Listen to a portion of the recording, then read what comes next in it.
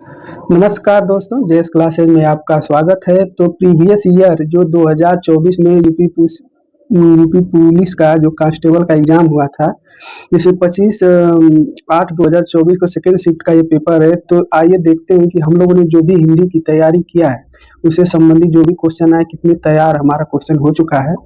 क्योंकि इससे संबंधित जितने भी प्रश्न इसमें आएंगे सारे को लगभग हम लोगों ने 90% से एबव तैयारी कर चुके हैं। तो आइए शुरू करते हैं पहले क्वेश्चन से। पहला क्वेश्चन है, चरण कमल बंधु हरिराई में कौन सा अलंकार है? तो इसमें बताना है।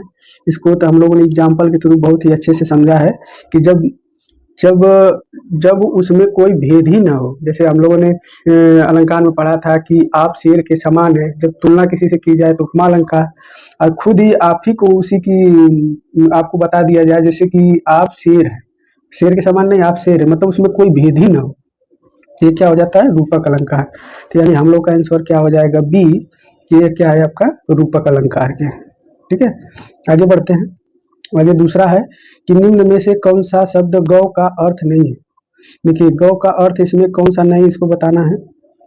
तो देखिए इसमें गौ का अर्थ नहीं, कौन कौन सा नहीं है। देखिए, गौ का नदी भी नहीं होता है, नदी भी नहीं होता है, न तो गज होता है। ये दोनों आंसर को यूपी पुलिस वाले भी माने हैं कि ये दो चीजें नहीं हो सकती, इंद्री और गाय होती हैं। तो ये चीज को आपको ध्यान रखना है। जो ए और सी की करेगा दोनों को इसका आंसर का आपको जो नंबर है वो मिलेगा। तीसरा क्वेश्चन आपका है कि निम्न में प्रेरणार्थक क्रिया है, यानी कि वो क्रिया है जिनसे प्रेरणा मिलती हो, जैसे जगाना, पढ़ना और क्या है, चलना। तो इसमें कौन सा है आपको बताना है। तो तीसरा का हमारा जगाना ये एक प्रकार की क्या है? प्रेरणार्थक क्रिया है, यानी कि ए वाला आंसर हमारा सही हो जाएगा। आगे बढ़ते हैं। आगे चौथा नंबर है आपका, देखिए 4 नंबर है कि अमित और अमित शब्द युग्म का सही अर्थ है। तो देखिए एक अमित का क्या होता है आपका? बहुत, और एक जो अमित का अर्थ होता है शत्रु। तो ये आंसर आपका किसमें? डी में है, यानी डी वाला आंसर आपका सही हो जाएगा, यानी कि बहुत और शत्रु। ये आंसर आपका सही हो जाएगा। ठीक है, आगे पांचवा, यदि बारिश होती तो सूखा ना पड़ता। यदि बारिश होती तो सूखा न पड़ता। देखिए इस प्रकार के वाक्य में हम लोगों ने जब 10 से पढ़ा था काल में, जिसमें भविष्य काल, भूतकाल और वर्तमान काल में हम लोगों ने ये पढ़ा था कि जब इस प्रकार की संभावना व्यक्त करें कि यदि तुम स्कूल जाते तो पास हो जाते, यदि तुम पढ़ते तो पास हो जाते, तो इस प्रकार की अगर क्वेश्चन होता है तो किसमें आता है? तो देखिए इसमें हेतु हेतु भविष्य काल और हेतु हेतु भूतकाल भी दिया हुआ है।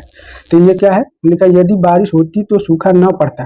तो इससे आपको क्या पता चला जाए? इससे पता चला रहा है कि भूतकाल की बात हो रही है। तो यानी सी वाला आंसर हमारा सही हो जाएगा, यानी कि हेतु हेतु भूतकाल का यहाँ पे बात की जा रही है। छठा है कि निम्न में से वाक्य के शुद्ध रूप का चयन कीजिए। इसमें आपको बताना है कौन सा शुद्ध है। तो देखिए, वह एक विदुषी महिला थी, विदुषी महिला थी वह एक विद्वान महिला थी, वह एक महिला विद्वान थी। तो इसमें क्या हो जाएगा आपका? ए ऑप्शन सही हो जाएगा, वह एक विदुषी महिला थी, यानी कि ए वाला आंसर सही हो जाएगा। आगे बढ़ते हैं 7 नंबर से। 7 नंबर है कि ज्ञानपीठ पुरस्कार किस भाषा से संबंधित? संस्कृत से, तमिल से, संविधान के 8वीं अनुसूची की सभी भाषाओं से, या हिंदी से? तो देखिए ज्ञानपीठ पुरस्कार किसमें जैसा जो हमारी संविधान के 22 भाषाओं का उल्लेख किया गया है 8वीं अनुसूची में, इससे संबंधित जो भी रचनाएं की जाती हैं उनको ये ज्ञानपीठ पुरस्कार दिया जाता है। पहले तो किसी एक रचना के लिए दिया जाता था, लेकिन 1984 से वो संपूर्ण साहित्य के लिए दिया जाता है। तो हमारा आंसर क्या हो जाएगा? हमारा आंसर हो जाएगा सी, यानी कि संविधान की 8वीं अनुसूची के सभी भाषाओं से। ठीक है, आगे बढ़ते हैं। 8वां है, 8वां दिया हुआ कि वह कौन सा समास है जिसका उत्तर पद प्रधान किंतु प्रथम पद द्वितीय पद की विशेषता बताता है। देखिए जिसका प्रथम पद प्रधान होता है वो किसके अंतर्गत आते हैं? यानी कि कर्म धारय समास में, जिसका प्रथम पद द्वितीय पद की क्या करता है? विशेषता बताता है। ठीक है, तो बी वाला आंसर हमारा सही हो जाएगा, बी वाला आंसर सही, यानी कर्म धारय समास। ठीक है, आगे बढ़ते हैं। जिसकी तुलना न की जाए, जिसकी तुलना न की जाए उसको हम किस नाम से बोलते हैं? अतुलनीय, अनमस्क, तुलनीय या अनुपम। तो जिसकी तुलना ही नहीं की जा सके उसको हम लोग किस नाम से जानेंगे? अतुलनीय। यानी ये वाला आंसर हमारा सही हो जाएगा कि अतुलनीय। देखिए 10वां दिया है कि ई उ ऊ किस प्रकार के स्वर हैं। तो इसके बारे में हम लोगों ने ट्रिक के माध्यम से पढ़ा था कि जब इसमें पढ़ा था कि विवृत क्या होते हैं, फिर अर्ध विवृत क्या होते हैं, फिर समवृत क्या होते हैं और अर्ध समवृत। अगर आपने वो ट्रिक नहीं देखा है तो प्लीज जाकर हमारे जो भी हिंदी के आपके ऑब्जेक्टिव हमने कराए हैं उसमें सारे डिटेल से पढ़ाया गया है, जो आपको हर एक चैप्टर वाइज सोल्यूशन कराया गया है। तो ये आपका क्या हो जाएगा 10 का डी, यानी कि एक प्रकार का क्या है? समवृत स्वर है। ठीक है। 11 नंबर दिया है कि गो शब्द का बहुवचन, एक वचन, बहुवचन, सदा, एक वचन, सदा, बहुवचन। तो गो क्या है? एक तो वचन है, यानी कि ये वाला आंसर हमारा सही हो जाएगा कि गो एक वचन है। 12 नंबर है मुहावरा से संबंधित है। देखिए काठ की हाड़ी बार बार नहीं चढ़ती का अर्थ है छल कपट का व्यवहार हमेशा नहीं चलता, लकड़ी का बर्तन आग से जल सकता है, दुर्भाग्य की मार बार बार नहीं होती, पूरे दिन हमेशा नहीं रहते। तो आंसर आपका क्या हो जाएगा इसमें? ये हो जाएगा कि छल कपट का व्यवहार हमेशा नहीं चलता, यानी ये वाला आंसर सही है। 13 नंबर है। 13 नंबर दिया हुआ है कि निम्नलिखित वाक्य में रेखांकित शब्द का कौन सा कारक है?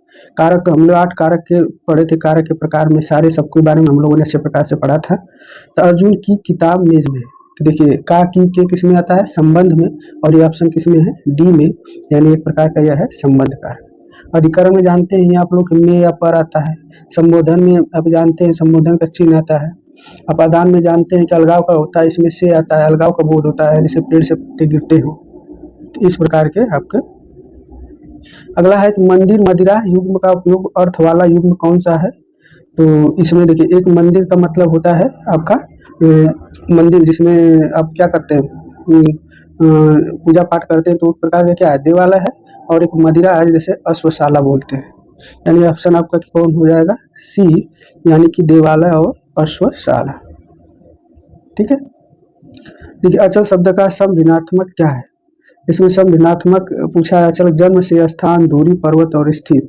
तो ये क्वेश्चन कैंसिल कराया गया था, तो इस पर हम लोग ध्यान नहीं देंगे, ये क्वेश्चन विभाग द्वारा कैंसिल कराया गया, इसमें से कोई है ही नहीं, इसलिए ये वाला कैंसिल हुआ है। आगे है 16 नंबर है कि आकाश का पर्यायवाची शब्द है विप्र, व्योम है या दृग। तो आप जानते हैं इसका आंसर, ये तो बहुत सिंपल है, व्योम होता है, यानी कि बी वाला आंसर हो जाएगा आकाश का पर्यायवाची शब्द। हेडमास्टर शब्द किस उपसर्ग का बोला है? देखिए हेडमास्टर में उपसर्ग पूछा है, जो कि इसमें कोई भी आपका उपसर्ग नहीं है, इसलिए इसको भी कैंसिल किया गया है, ये कैंसिल हुआ है। ठीक है। वरिष्ठ साहित्यकार काशीनाथ सिंह को उनकी कृति रेहन पर रंगदू के लिए किस सम्मान सम्मानित किया गया था?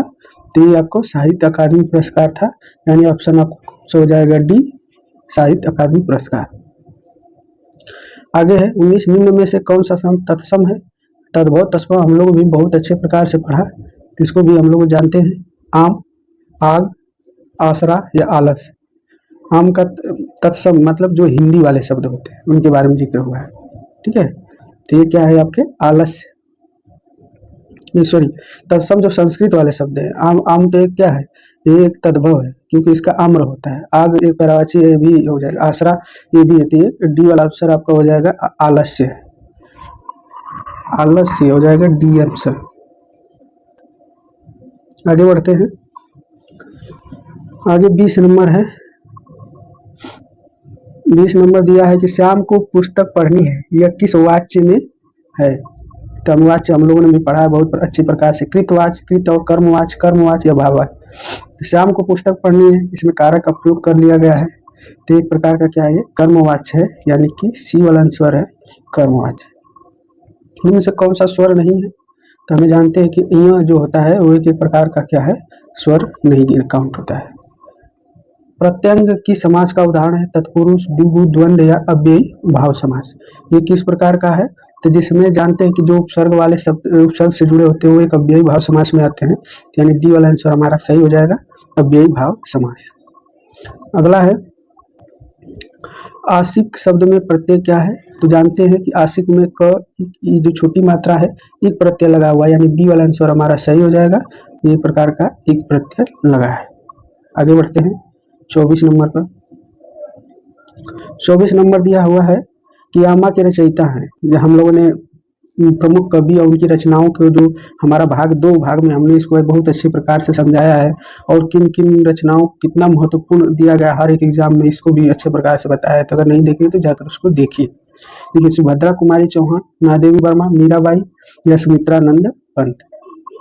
देखिए, यामा किसकी रचना है? आपकी बी यानी महादेवी वर्मा में। वर्मा को 1982 में इसकी कृति के लिए क्या मिला था? इनको ज्ञानपीठ पुरस्कार मिला। क्या मिला था? ज्ञानपीठ। और सुमित्रानंद पंत पहले जो ज्ञानपीठ पुरस्कार इनको चिदम्बरा के लिए मिला था। किसके लिए? चिदम्बरा के लिए। कब मिला था चिदम्बरा के लिए? 1969 में। ठीक है, तो इस चीज को आपको ध्यान रखना है। आगे है 25 नंबर। प्रेरणा स्टूडियो जाएगी में काल का भेद बताइए। प्रेरणा स्टूडियो जाएगी, इसमें आपको काल का भेद बताना है कि ये कौन सा भेद है। तो ये आपका कौन सा भेद है कि मतलब अभी तो पूर्ण नहीं हुआ, तो ये अपूर्ण है, और ये कितना है? वर्तमान काल है। प्रेरणा स्टूडियो जाएगी तो नहीं, ये एक प्रकार का क्या हो जाएगा? आपका भविष्य काल हो जाएगा। तो ये आपका ए सामान्य भविष्य काल, यानी ए वाला आंसर आपका सही हो जाएगा। इसको हमने देख नहीं, ये आपका सामान्य भविष्य काल। अगला है 26 निम्न में से कौन सा शब्द स्त्रीलिंग है? सार, रूप, आय, विवाद। हम लोगों ने बताया था कि जो स्त्रीलिंग और पुल्लिंग की पहचान करने के 3 उपाय हमने बताया था, क्रिया द्वारा, सर्वनाम द्वारा और उसके बाद विशेषण द्वारा। 3 प्रकार से बताए थे। तो इसमें हम लोग सर्वनाम का प्रयोग करके देते हैं। मेरा विवाद एक प्रकार का क्या है? पुल्लिंग है। मेरी आय एक प्रकार का क्या है? स्त्रीलिंग है आपका। तो मेरी आय, मेरा आय नहीं होता, मेरी आय, यानी 26 का सी हो जाएगा आंसर आपका, मेरी आय। ठीक है, आगे बढ़ते हैं। कल कानन कुंडल मोर पखा उर पे बनमाल विराजती है, इस वाक्य में कौन सा अलंकार है? तो देखिए, इसमें ध्यान दीजिएगा। क क क क जब एक ही वर्ड की कई बार आवृत्ति हो जाती है तो क्या होता है? अनुप्रास अलंकार, यानी डी वाला आंसर हमारा सही हो जाएगा, अनुप्रास अलंकार। ठीक है, इसको बहुत अच्छी तरीके से मैंने पढ़ाया है, अगर आपने वो नहीं देखा है तो जाकर देख लीजिए, इसलिए इसको डिटेल में बताने की कोशिश नहीं की जा रही है। निम्नलिखित में से अर्धविराम का चिन्ह है, तो अर्धविराम का चिन्ह कौन सा इसमें है? ऑप्शन आपका सी हो जाएगा, यानी कि ये अर्धविराम है। ठीक है, ये सारे विराम के बारे में भी हम लोगों ने पढ़ा है, तो इसमें ज्यादा चर्चा करने की जरूरत नहीं है। देखिए, आगे है 29 नंबर। कौन सा वाक्य शुद्ध है? परशुराम के क्रोधाग्नि ने क्षत्रियों को जला दिया, वृक्षों पर कोयल कूक रही है, खेतों में लंबे लंबे घास उग गए, गलियों को चौड़ा करना आवश्यक है। तो 29 का कौन है? गलियों को चौड़ा करना आवश्यक है, यानी कि डी वाला आंसर हमारा सही हो जाएगा। कमायनी के रचनाकार हैं। देखिए, सारे रचनाओं के बारे में हम लोगों ने पढ़ा है, तो इसको करने में कोई कठिनाई नहीं होगी।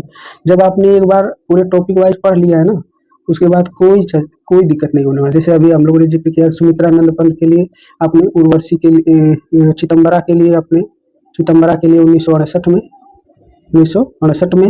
निराला जी को तो ज्ञानपीठ पुरस्कार नहीं मिला था।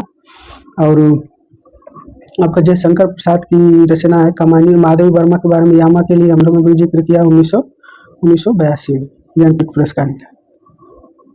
ठीक है, तो आपका कमानी किनकी रहे? जयशंकर प्रसाद की, यानी हमारा आंसर क्या हो जाएगा? डी, यानी कि जयशंकर प्रसाद। ठीक है, आगे 31 नंबर। अरे उसने तो कमाल कर दिया वाक्य में निषेधवाचक, विस्मयवाचक, इच्छावाचक, प्रश्नवाचक। तो इसमें क्या है? विस्मयवाचक का चिन्ह लगा हुआ है, तो एक प्रकार का विस्मयवाचक है, यानी बी वाला आंसर हमारा सही हो जाएगा। आगे है मौन का विलोम शब्द है। मौन मतलब चुपचाप रहना। दुनिया के लिए बहुत मुखर व्यक्ति है, हर जगह बोलता रहता है, तो ये डी वाला आंसर हो जाएगा, यानी मुखर।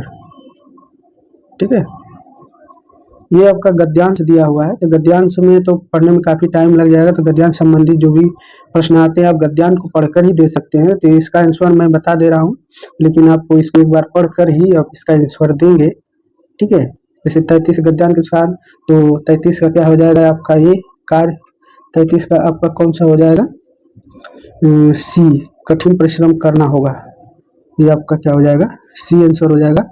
गद्यांश की पीढ़ी के सबसे महान व्यक्ति की क्या महत्वाकांक्षा रही है? 34 का भी सी हो जाएगा। हर एक आंख से आंसू मिटाना। और अगला है कि भविष्य भारतवासियों के लिए निरंतर प्रयास करने का है, भरपूर आनंद लेने का है, संदेहात्मक या आसान है। 35 का ये निरंतर प्रयास करने का है, यानी कि ये वाला आंसर सही है।